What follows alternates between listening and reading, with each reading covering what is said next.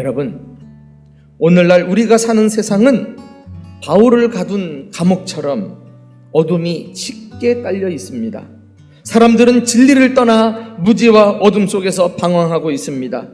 하나님의 말씀의 절대 가치를 무시한 채 저마다 자기 소견에 옳은 대로 살아가면서 세상은 더욱 혼돈과 무질서와 죄악으로 넘쳐나고 있습니다. 그 어느 때보다도 지금이야말로 우리가 복음의 횃불을 들어야 할 때가 아닐까요?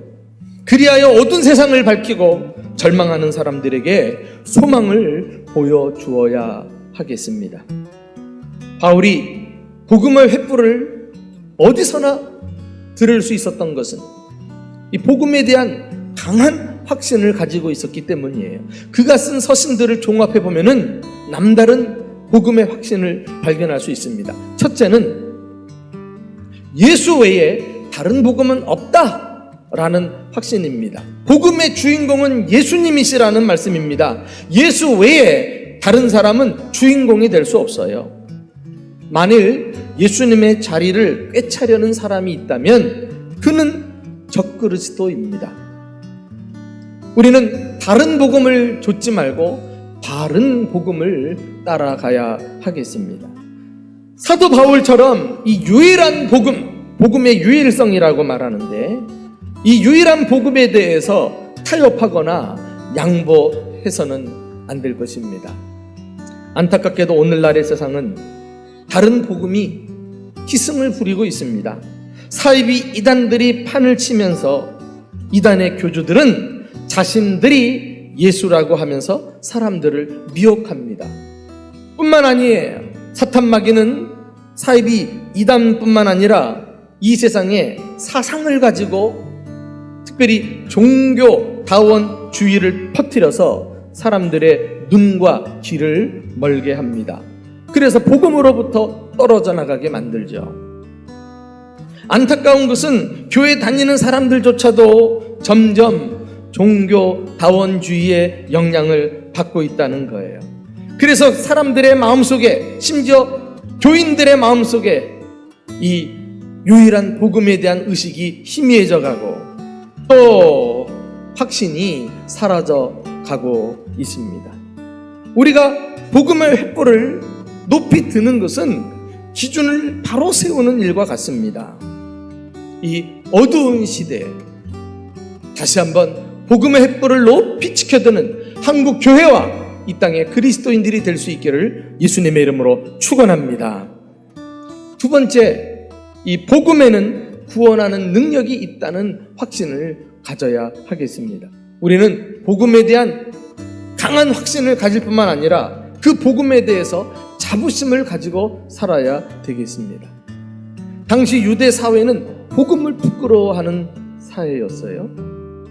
예수를 부끄럽게 생각합니다. 그를 믿고 따른다는 것은 이해할 수 없고 멍청한 짓이라고 여겼습니다. 안 믿는 가족들조차도 자기 가정에 예수 믿는 사람이 있으면 쫓아냈어요. 호적에서 파버렸습니다. 이런 사회적인 분위기 속에서 사도 바울은 개의치 않고 말합니다. 나는 복음을 부끄러워하지 않습니다. 예수는 부끄러운 자가 아니라 죽으시고 다시 살아나신 우리의 왕이시며 구주이십니다. 그 예수를 믿어야 구원을 받습니다.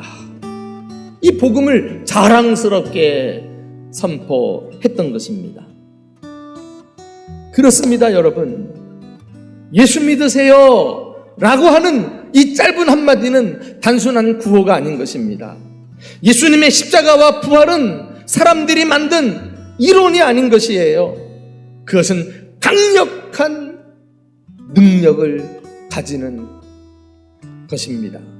우리는 복음의 횃불을 높이 들고 어두운 세상을 환하게 밝히는 저와 여러분이 될 수 있기를 예수님의 이름으로 축원합니다.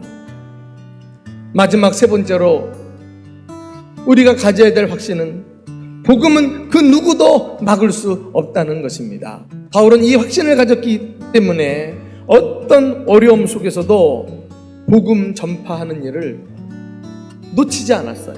사탄 마귀는 복음의 확산을 어떻게든지 막으려고 해요. 왜? 이 복음은 사람들을 깨어나게 하고 강명한 대로 나오게 하기 때문에 어두움의 세력은 멸망당할 것을 알고 있어요. 그래서 이 땅의 세력과 권력과 사상과 그 많은 종교들을 동원해 가지고 복음을 막아내고 있습니다. 그러나 그 누구가 이 복음을 막을 수 있으리요? 오늘 우리가 읽었던 빌립보서 1장 12절에서도 바울은 자신이 감옥에 갇히게 되었지만 도리어 그것이 복음의 놀라운 진전을 이루었다고 말하고 있어요. 12절 말씀, 형제들아 내가 당한 일이 도리어 복음 전파에 진전이 된 줄을 너희가 알기를 원하노라. 영어 성경에 The Great Progress of Gospel, 복음의 위대한 발전. 야, 이것이 감옥에 갇힌 제수의 입에서 터져나온 선언이었어요. 그러니까 그는 어떤 형편에서든지 복음의 풀을 들 수 있었던 것입니다. 지금은 기도원의 300명 용사와 같이 어둠 밤하늘에 항아리를 깨고 횃불을 들었던 사람들이 그리워지는 시대입니다. 하나님은 바울과 같이 복음의 확신으로 무장한 사람들을 찾고 계십니다. 300명 용사가 항아리를 깨트린 것처럼 우리의 육을 깨트리고 자아를 깨트리고 자존심을 깨트리고 명예를 깨트리고 내가 소중하게 여기는 내 소유물까지도 주님 앞에 깨트리고 내어드릴 때 복음의 횃불은 빛을 발하고 온 세상을 비추게 될 것입니다. 그 빛 가운데로 절망한 사람들, 죄 가운데서 방황하는 사람들, 그리고 소망을 잃어버린 사람들이 하나님 앞으로 나오게 될 것입니다. 이 큰 은혜가 우리 대전중부교회로부터 시작해서 한국 교회 모든 교회들에게 임할 수 있기를 예수님의 이름으로 축원합니다.